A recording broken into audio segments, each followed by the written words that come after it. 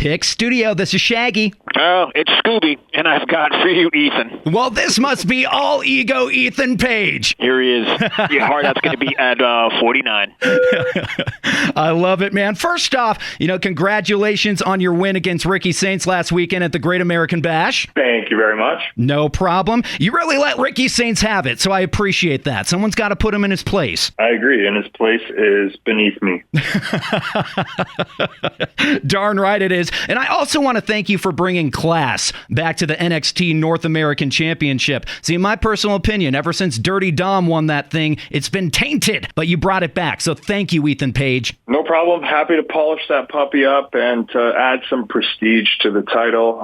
My goal is to be synonymous with it going forward as the greatest North American. So, well, you know what? So far, so good. So keep up the good work, man. I also got to bring up on NXT a few nights ago, you hinted at a big celebration next week during the special edition of NXT taking place at the iconic 713 Music Hall in Houston. Now, what is the celebration going to entail? Well, why would you tune in if I just told you what it was? Yeah, fair. That's fair. You don't want to celebrate with me? Of course I want to celebrate, but... You don't want to celebrate? Come on. If you got any inside scoop, we got to know what to expect, Ethan Page. Well, I would ask you, what do you expect when you see Ethan Page on screen? Just take into account the last 365 days that you've gotten to enjoy me on NXT on a weekly basis. What would you expect with Ethan Page? I would expect you to take care of business, talk smack on other wrestlers, and make fun of people in a way only Ethan Page knows how to do. You would find that entertaining? Of course I would. Yeah, I mean, obviously there's got to be some sort of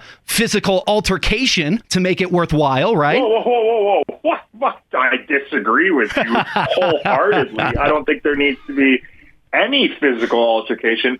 I personally think that we're just going to have a great time in Houston, the heart of America. We're going to celebrate my huge match and huge victory from Great American Bash and the fact that I currently am the greatest North American to hold the North American Championship. We're just going to celebrate. It's a little party. Okay. Then we're good to go there. No physical altercation is planned at this point. We're just celebrating, having a good time. Yeah, what is this planned? Planned what? The only thing planned is a little celebration. I say little to be modest. I'm not trying to make anyone else jealous.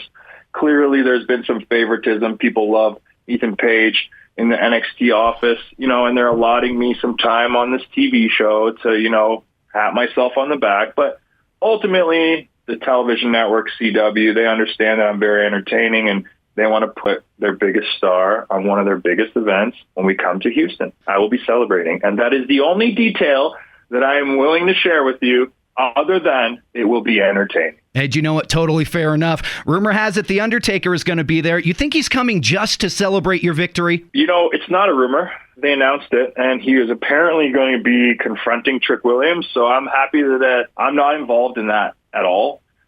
Because if you were to ask me, I would think there would be a physical altercation there, not really with my celebration. But thank you for trying to wish something poorly on me on such a, I would say, special moment. But I think you could focus on Trick Williams having his altercation with The Undertaker. I'm happy that I will not be having that. I think most people would be happy. I would not want to have any sort of altercation with The Undertaker ever. No, maybe a photo op or, a nice little backstage chat. That'd be nice. But no, I don't want to be confronted by a zombie. Yeah, fair enough.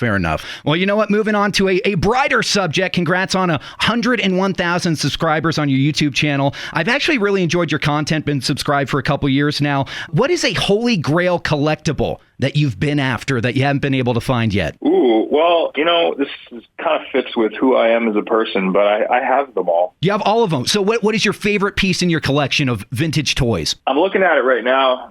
It's either the Dragon Zord in package original Mighty Morphin Power Rangers or the White Tiger Zord. Both were like huge items for me as a kid. And I would say as a collector, my biggest thing is the nostalgia of the packaging and the way everything looks from that time period. It's just like a sliver of my childhood and the past. And it's like a memory come to life. So no doubt I'm happy to be looking at this stuff right now. Yeah. Those are two go-to items. Man, what a collection. I'm telling you, see, you and me are just a couple years apart in age, so we kind of grew up around the same era of toys. You know, for me, I've been going into some vintage toy shops, and I've been finding those old Marvel Legends toys still in the package, you know, like the Spider-Man and the Undertaker, or the Punisher, and, you know, things like that. I love those toys. I grew up on those ones, and, you know, it sucks that they're called vintage toys now. It's like, these weren't vintage. I was playing with them like not too long ago. Well, the funniest thing is that they keep re-releasing this stuff in the same packaging as it was